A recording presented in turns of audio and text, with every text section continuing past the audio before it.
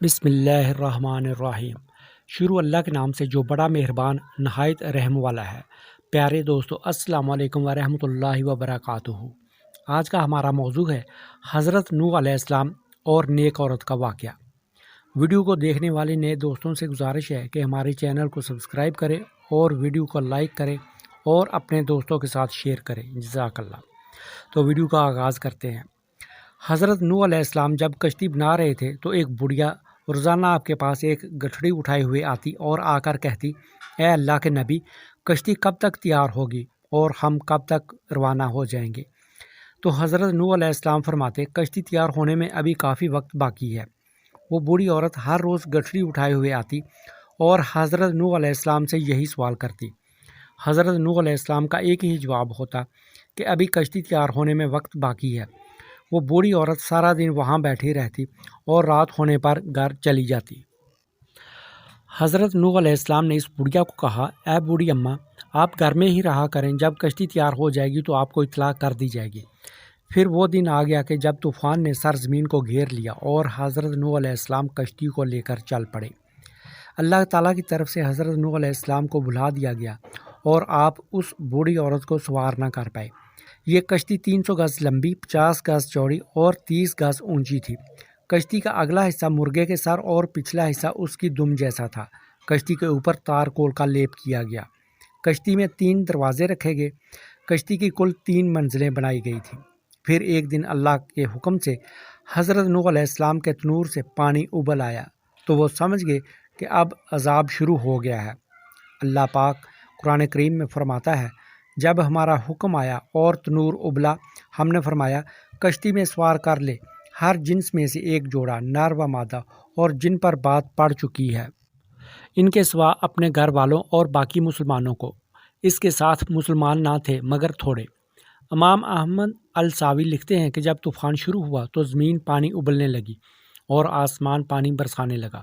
حضرت نوح علیہ السلام نے کشتی میں درندوں، چرندوں اور پرندوں اور ہر قسم کے حشرات الارض کا ایک ایک جوڑا، نر و مادہ، سوار کر دیا، اور خود آپ اور آپ کے 3 فرزند، حام، سام اور یافس، اور ان تینوں کی بیویاں اور آپ کی مومنہ بیوی، اور 72 مومنین، مرد و عورت، کل 80 انسان کشتی میں سوار ہو گئے۔ آپ کی ایک بیوی وائلہ جو کافر تھی اور آپ کا ایک لڑکا جس کا نام کنعان تھا، یہ دونوں کشتی میں سوار نہیں ہوئے اور طوفان میں غرق ہو گئے۔ حضرت نوح علیہ السلام کی کشتی میں 40 مرد اور 40 عورتیں سوار تھیں، مگر آپ کی اولاد کے سوا کسی کی نسل نہ چلی، اسی لیے آپ کو آدم ثانی کہتے ہیں۔ کشتی کی سب سے نچلی منزل پر درندے، پرندے اور حشرات الارض کو رکھا گیا۔ درمیانی منزل پر چوپائے اور دیگر جانور رکھے گئے، جبکہ سب سے اوپر والی منزل پر انسان تھے۔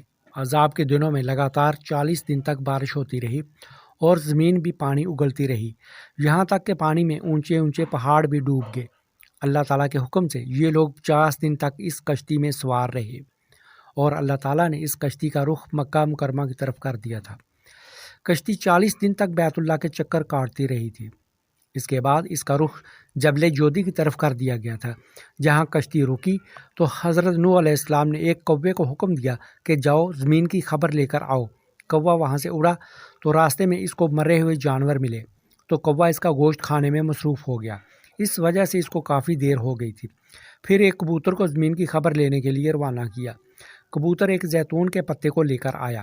اس کے پاؤں کیچڑ سے گندے تھے۔ کبوتر کے پاؤں کو دیکھتے ہی حضرت نوح علیہ السلام کو اندازہ ہوا کہ زمین خشک ہو گئی ہے۔ حضرت نوح علیہ السلام جودی پہاڑ سے نیچے اتر آئے۔ ایک بستی تیار کی جس کا نام اسانین رکھا گیا، یعنی کہ 80 آدمیوں کی بستی۔ دنیا کی پہلی کشتی کا سفر اپنے اختتام کو پہنچا۔ سفر کے اختتام پر حضرت نوح علیہ السلام نے سوچا کہ کچھ علاقے دیکھ کر آؤں۔ حضرت نوح علیہ السلام کا گزر ایک چھوٹی سی جھونپڑی سے ہوا جس میں چراغ جل رہا تھا۔ حضرت نوح علیہ السلام اس جھونپڑی میں چراغ کو جلتا ہوا دیکھ کر بہت زیادہ حیران ہو گئے کہ اتنا طوفان آنے کے باوجود بھی یہ جھونپڑی سلامت اور اس میں چراغ جل رہا ہے۔ حضرت نوح علیہ السلام نے وہاں اللہ تعالیٰ کے نام کا نعرہ بلند کیا تو وہ بڑھیا گھر سے باہر آئی اور کہنے لگی، اے اللہ کے نبی، کیا کشتی تیار ہو گئی ہے؟ حضرت نوح علیہ السلام نے اس بوڑھی عورت کو پہچان لیا اور بہت حیران ہو کر پوچھا، اے بوڑھی اماں، تجھے طوفان کے بارے میں علم نہیں ہوا؟ اس عورت نے جواب دیا، اے اللہ کے نبی، بس اتنا پتہ ہے کہ بادل گرج رہے تھے اور ہلکی ہلکی ہوا چل رہی تھی۔ حضرت نوح علیہ السلام اس بڑھیا کی بات سن کر اللہ تعالیٰ سے دعا کرنے لگے، اے میرے پروردگار، یہ کیا ماجرا ہے؟ تو اللہ تعالیٰ نے حضرت نوح علیہ السلام کو فرمایا، اے میرے پیارے بندے، تو نے اس عورت سے وعدہ کیا تھا کہ جب کشتی تیار ہو جائے گی تو میں آپ کو لے جاؤں گا۔ اے نوح علیہ السلام، میں نے اس عورت کی جھونپڑی کو اس لیے تباہ نہیں کیا تھا کہ میرے بندے نے اس عورت کے ساتھ وعدہ کیا تھا کہ میں اس عورت کو کشتی میں لے کر جاؤں گا۔ حضرت نوح علیہ السلام اللہ پاک کی نشانی دیکھ کر خوب روئے۔ حضرت نوح علیہ السلام نے 950 سال کی عمر پائی۔ حضرت نوح علیہ السلام جس جھونپڑی میں رہتے تھے وہ اتنی چھوٹی تھی کہ آپ علیہ السلام جب سوتے تھے تو اس جھونپڑی میں آپ علیہ السلام کا جسم پورا نہیں آتا تھا، آدھا جسم جھونپڑی سے باہر نظر آتا تھا۔ جب ملک الموت آپ علیہ السلام کی روح قبض کرنے کے لیے آئے تو ملک الموت نے حضرت نوح علیہ السلام سے پوچھا، اے اللہ کے نبی، آپ نے کس طرح اس جھونپڑی میں ساری عمر گزار دی ہے؟ اگر آپ چاہتے تو آپ اس سے کئی گنا بڑی جھونپڑی بنا سکتے تھے۔ حضرت نوح علیہ السلام نے ملک الموت سے کہا کہ میں نے تو تمہارے انتظار میں ساری عمر گزار دی ہے۔ ملک الموت نے جواب دیا کہ ایک وقت ایسا بھی آئے گا کہ انسانوں کی عمریں بہت زیادہ چھوٹی ہوں گی، ان کی عمریں 100 سال سے زیادہ نہیں ہوں گی، وہ اس چھوٹی عمروں میں بھی بڑے بڑے محل تیار کریں گے۔ حضرت نوح علیہ السلام نے ملک الموت سے کہا کہ اگر مجھ کو اس دور میں پیدا کیا جاتا تو میں اتنی عمر تو اللہ تعالیٰ کی یاد میں سجدے میں گزار دیتا۔ سبحان اللہ۔ اللہ پاک سے دعا ہے کہ ہمیں نیک اعمال کرنے کی توفیق عطا فرمائے۔ آمین ثم آمین۔